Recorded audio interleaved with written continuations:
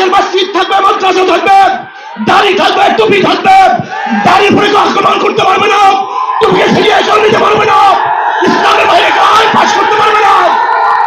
এই যে মানুষ জীবন দিয়েছিল, রক্ত দিয়েছিল, দ্বিতীয়বার দাড়ি টানবে, এই দৃশ্য দেখার জন্য মানুষ রক্ত দেয় নাই।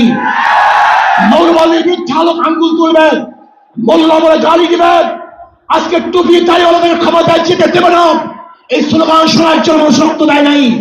এই দৃশ্য দেখার জন্য বুকের তাজা রক্ত জমিনে ঠেলে দিয়ে মানুষ শাহাদাত বরণ করে নাই, বরং বাংলাদেশের মানুষ শাহাদাত বরণ করেছিল এই জাতিকে মুক্তি দেওয়ার জন্য, কোরআন ও সুন্নাহর আইন বাস্তবায়ন করার জন্য।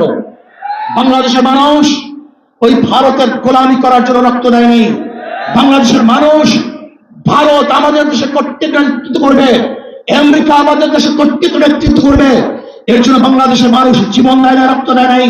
বাংলাদেশের মানুষ সাধন, তারা নিজেরা আইন প্রণয়ন করবে, নিজেরা সংসদ পরিচালিত করবে, তারা নিজেদের পায়ে দাঁড়াবে। বাংলাদেশের মানুষ জীবন দিতে পারে কিন্তু কাল গোলামি করতে পারে না।